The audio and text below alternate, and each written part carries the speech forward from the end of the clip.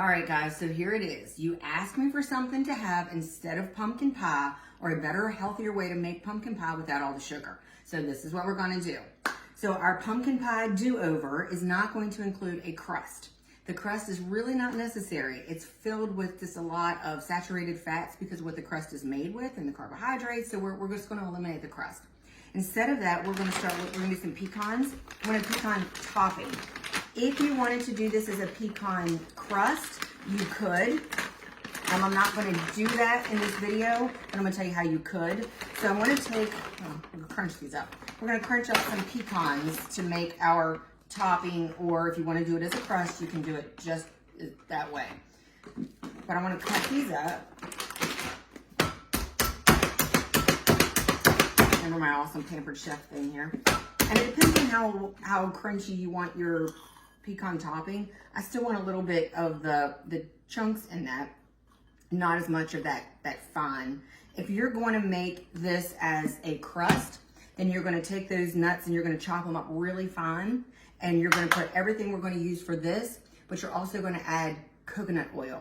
You're going to melt down the coconut oil and you're going to mix that in with your pecans so you can press them down into the bottom of a pan.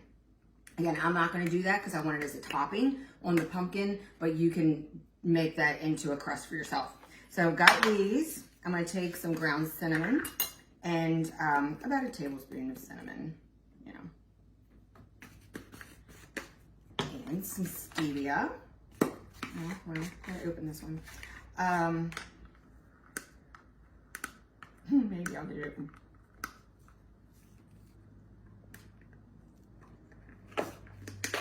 Okay, so I'm gonna take about a tablespoon of the stevia also, put that on there, mix it up.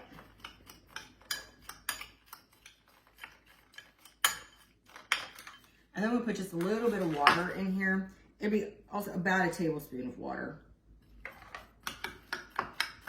Because remember, we want like a little crispy crust on the top of there. So like, you know, if you're gonna do an apple crisp, how you do with your topping so that it's crumbly, that's kind of what we're doing here.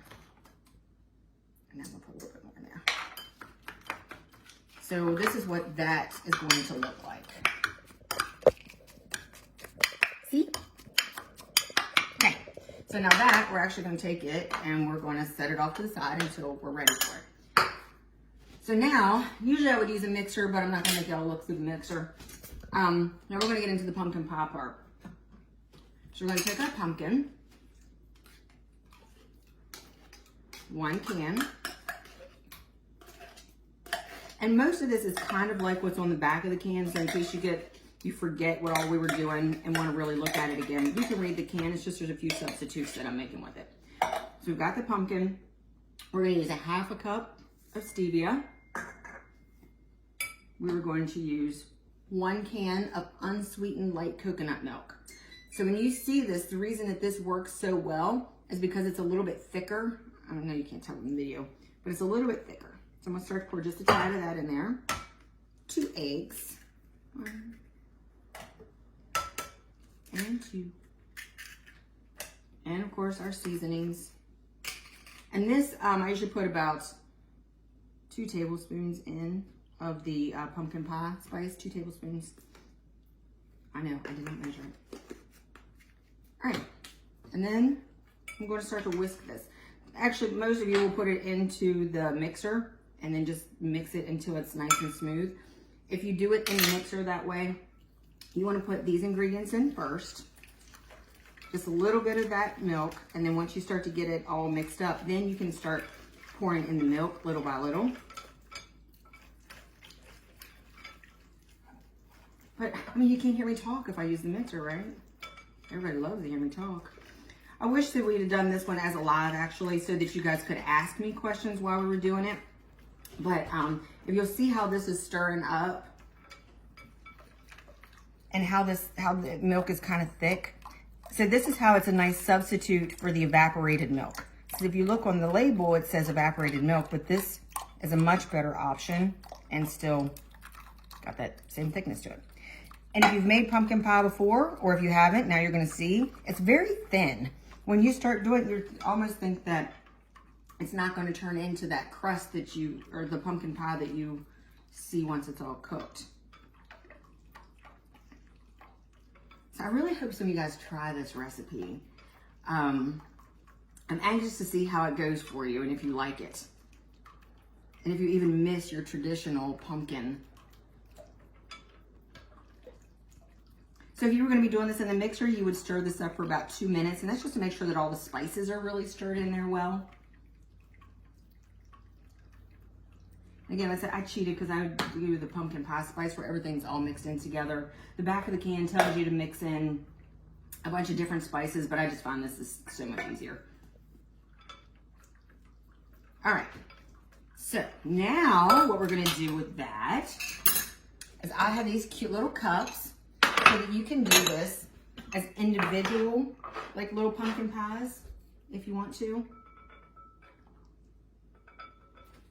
Let me get something this way.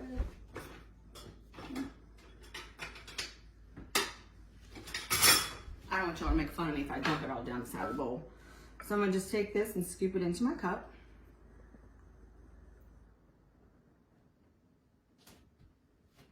About 3/4 of the way full there.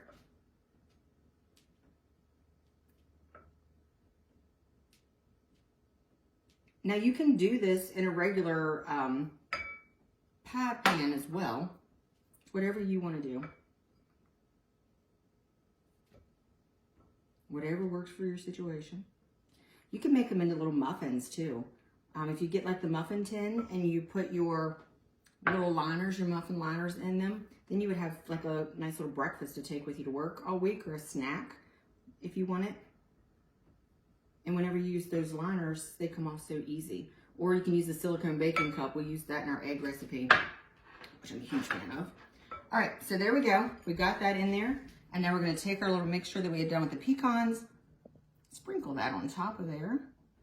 Now some of it's gonna sink down to the bottom, but that's okay, because then you end up actually with a nice little pecan surprise in the middle of your cup. Now if you want, you can wait until this is almost finished. I'll save some of that for my pumpkin.